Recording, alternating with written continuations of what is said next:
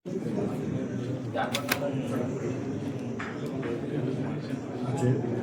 Start అంటే ఇంకా అందరూ సబ్స్క్రిప్షన్ అప్పుడప్పుడు అవుతుంది. అందరూ ఒకసారి ఇలా ఇలాంటి చూపించండి. ఓకే మీరు చూపిస్తాం కదా ఓకే సార్. శ్రీ మహాగణాధిపతి నమః. భారత్ మాతాకు జై. జై శ్రీరామ్.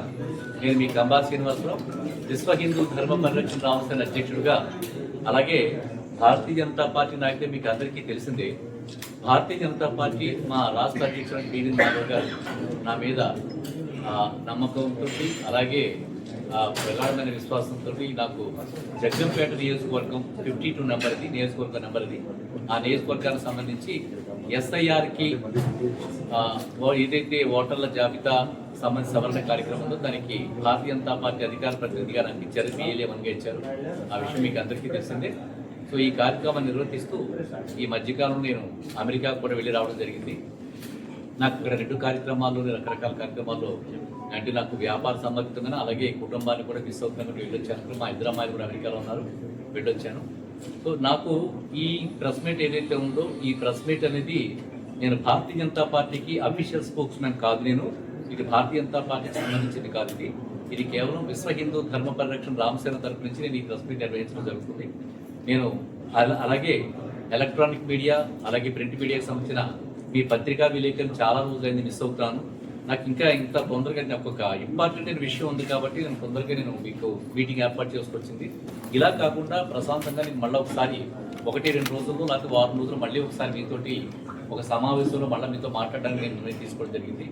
చాలా ముఖ్యమైన కార్యక్రమం ఏంటంటే, విశ్వ హిందూ ధర్మ పరిరక్షణ రామసేన తరపు నుంచి ప్రతి సంవత్సరం నిర్వహించే ప్రతిష్టాత్మకమైన బంగారు వరలక్ష్మి కానుక 4 అంటే 4వ సంవత్సరం ఇది. ఇప్పటిదాకా బంగారు వరలక్ష్మి కానుక 3 అయ్యింది. ఇప్పుడు బంగారు వరలక్ష్మి కానుక 4 అనే కార్యక్రమానికి శ్రీకారం చుట్టడం జరిగింది. నిన్న మంజిరా హోటల్లోనే కూర్చుని నా యొక్క కార్యకర్తలు, అలాగే రామసేన సభ్యులతో కూర్చుని సమావేశం చేయడం జరిగింది. దీంట్లో ఇప్పుడు విస్తృతంగా మనం జగ్గంపేట, రాజానగరం, అలాగే పోలవరం నియోజకవర్గాలకు సంబంధించి చాలా విస్తృతంగా లాస్ట్ ఇయర్ దాదాపు ఇప్పటిదాకా 2 కేజీల బంగారం దాకా మనకి ఇవ్వడం జరిగింది. ఈ సంవత్సరం కూడా మంచి స్థాయిలోనే వాళ్ళకి బంగారం ఇవ్వడం జరుగుతుంది. ఇది కాకుండా కంబాల కానుక వనితల వేడుక అనే పేరు మీద ఇప్పటి వరకు 25,000 పట్టుచీరలు ఇవ్వడం జరిగింది వివిధ గ్రామాల్లో. ఇప్పుడు అదే కార్యక్రమాన్ని ఇంకా విస్తృతపరుస్తూ చాలా గ్రామాలు పెంచడం జరుగుతుంది.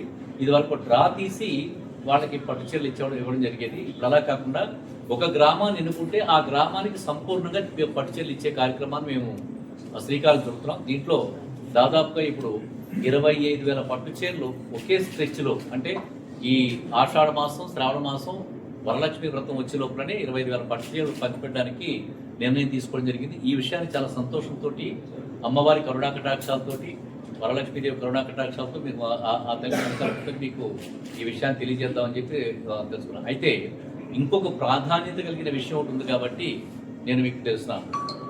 ఇప్పుడు మార్చి 27వ తారీఖు నాడు ఈ MLCకి సంబంధించిన ఎలక్షన్స్ ఉన్నాయి. ఇది మన టీచర్స్ MLCకి సంబంధించిన ఎలక్షన్స్ జరుగుతున్నాయి.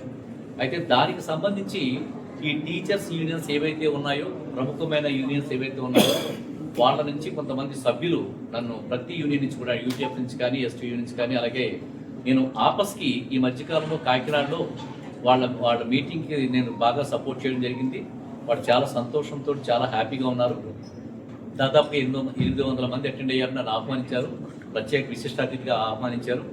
దాంట్లో కూడా సూత్రప్రాయంగా నాకు చెప్పారు, సార్ మాకు ప్రాతినిధ్యం వహిస్తే బాగుంటుంది మీరు అని చెప్పి అన్నారు.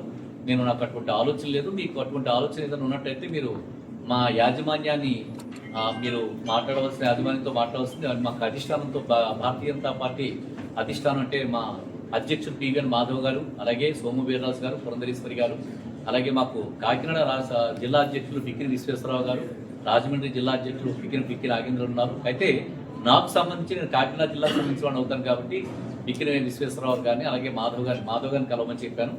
సో అది కాకుండా తర్వాత మళ్ళా ఆపస్ వాళ్ళు వచ్చిన మీటింగ్తో కాకుండా మొన్న ఈ మధ్య కాలంలో ఒక 1 వీక్ 10 డేస్ బ్యాక్ మళ్ళా టీచర్స్ అన్ని యూనియన్ వాళ్ళు కూడా వచ్చారు. ఈ MLCకి సంబంధించి మీరు ఒకసారి అంగీకరిస్తే బాగుంటుందని చెప్పి మీరు సూత్రప్రాయంగా అంగీకరిస్తుందని చెప్పి నీతో అడిగారు. దానికి కూడా మళ్ళీ ఒకసారి చెప్పాను, వివరణ ఇచ్చాను. నేను స్వతంత్రుడు కాదు, మా భారతీయ జనతా పార్టీలో ఉండే రాష్ట్ర అధ్యక్షుడు పివిఎన్ మాధవ్ గారిని, అలాగే ఇంకా ఎవరికైనా ప్రముఖులుంటే వాళ్ళని కలవమని చెప్పడం జరిగింది. అయితే నేను ఇంతమంది చూపించే అభిమానానికి నాకు చాలా సంతోషం అనిపించి ఈరోజు ఒక నిర్ణయం తీసుకున్నాను. ఆ నిర్ణయం చెప్పడానికే మీకు పిలిచాను ఈ రోజుని.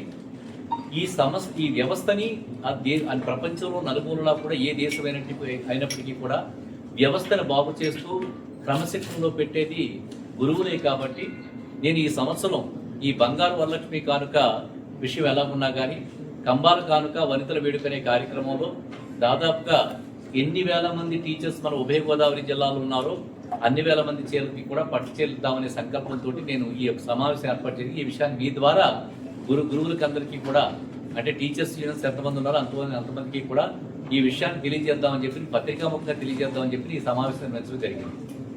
అది చెప్పడానికే నేను ఈ సమావేశం. అంటే నేను ప్రతి సంవత్సరం ప్రతిష్టాత్మకంగా నిర్వహించే బంగారు వరలక్ష్మి కానుక